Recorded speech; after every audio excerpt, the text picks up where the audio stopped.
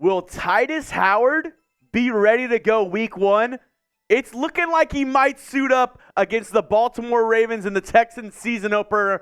All reports are leading that everything has gone smoothly with Tytus Howard's recovery. And my prayers just might have been answered, because this coming from Aaron Wilson this morning, DeMeco Ryans said Tytus Howard improving, doing well, pleased with where he is, and he's headed on the right track for sure.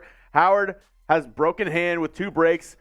He's out of the cast already. He had metal hardware inserted surgically and has not been ruled out for the Ravens game as a potential return per league sources.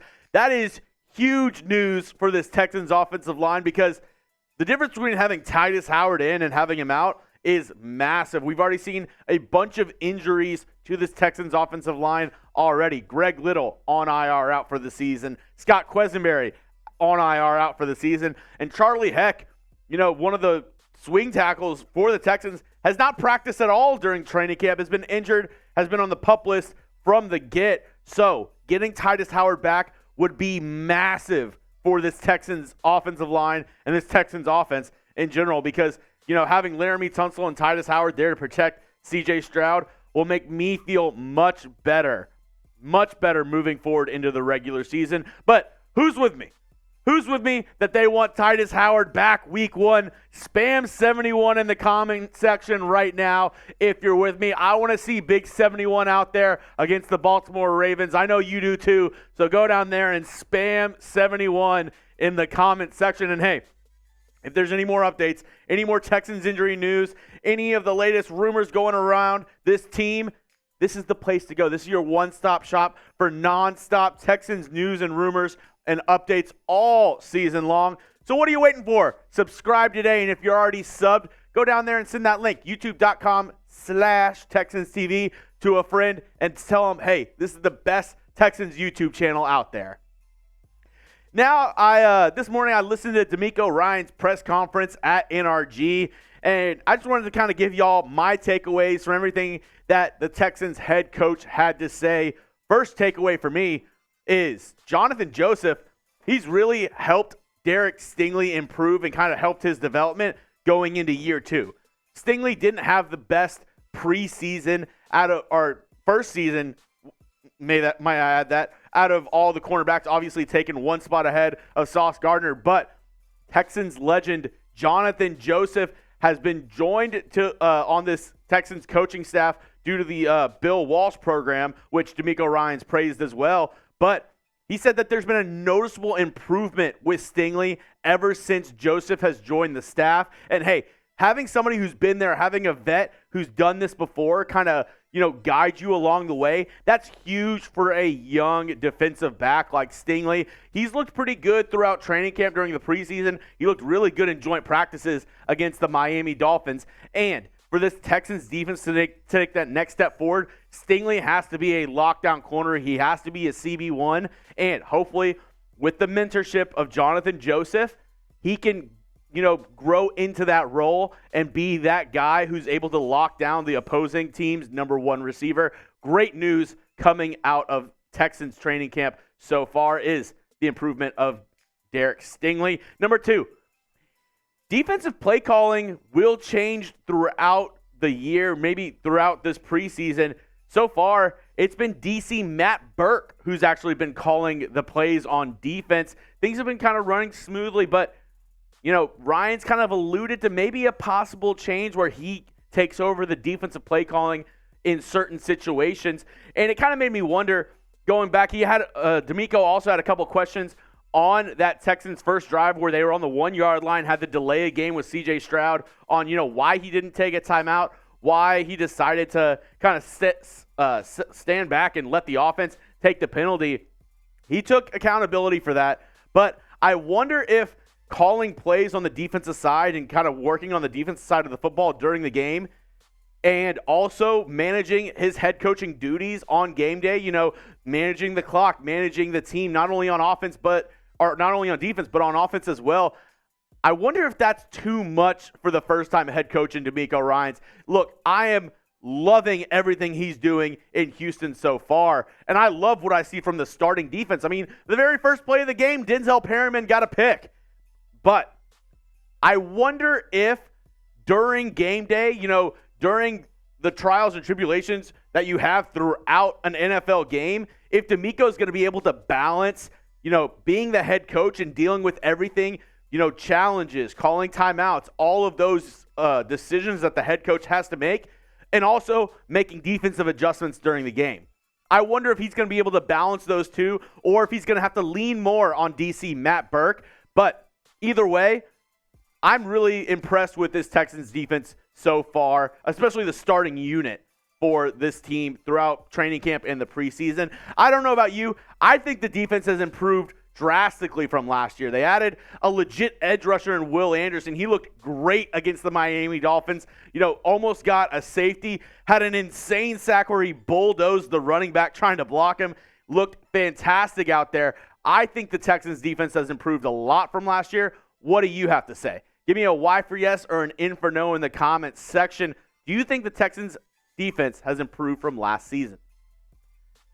Third takeaway, he had a lot of praise for the rookie out of Penn State, Juice Scruggs. He's really impressed this Texans coaching staff with his maturity and his tenacity at the center position.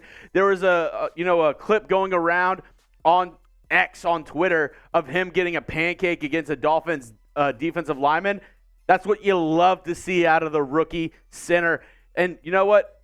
For this Texans offensive line, I mentioned it earlier today, Tytus Howard, he's a huge key to this Texans offensive line. Another one is Juice Scruggs, because he's got to step up. He's got to, be the guy there to anchor the offensive line. He's got to make some calls right there. He's got to make sure the blocking assignments are all set up, especially having a rookie center and a rookie quarterback. That hasn't gotten mentioned enough, I feel like, for this Texans team. But having two guys, the center and the quarterback, both rookies, there's got to be great communication along the front for this Texans O-line to be able to pick up blitzes and know what's coming at him. And I do have to say, props to the young man. He's really stepped up, because there was going to be some sort of a battle between him and Quesenberry before the injury that took out Scott Quesenberry for the entire season. But he's really stepped up. He's really showed his maturity over the past couple of weeks and really stepped into a leadership role as a rookie. Props to you, Juice. Props to you. Next was, it wasn't planned that Tank Dell was not going to be playing against the Miami Dolphins, but the report came out today that during warmups, he felt some tightness, and they just decided we're not going to risk it. We've already had enough injuries this offseason, and they decided to sit him out. There's no timetable for Tank's return either. I don't know if he'll play in the last preseason game. He's a lock to make the roster. He's already, going to be one of the wide receivers that the Texans are going to keep.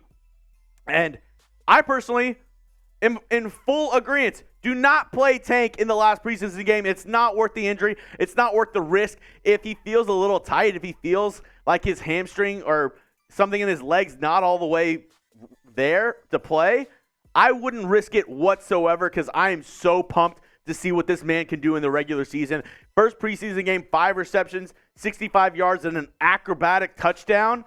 I am just really excited to see what this Texans wide receiver room could do, and especially Tank Dell. The 7-1-3 connection, I'm telling you, the first time I see it in the regular season, I'm just going to tweet out 7-1-3 about 50 times, because I am so pumped to see the connection between Stroud and Dell. Don't play him. Just don't play him. Don't risk it. I'd rather see Dell in the first game against the Ravens than risk him getting injured against the Saints this week. But, I said Tank Dell is my guy who I really want to see during this regular season. Who are you pumped to see during this regular season for the Houston Texans? Who are you really excited to, get out there and really prove themselves this season in this revamped Texans roster? Drop a name down in the comment section for me right now. And lastly, another, point of praise for DeMeco Ryans is Jake Martin. Jacob, call him whatever you like. He's really been improving so far. He was one of my players to watch against Miami, and he really showed out once again. And I think, Jake Martin, he's one of those guys. He's going to be able to rotate in as edge rusher. I think he's going to make this team, the amount of praise and the amount of, pats on the back that he's already gotten from the coaching staff, he has really showed out.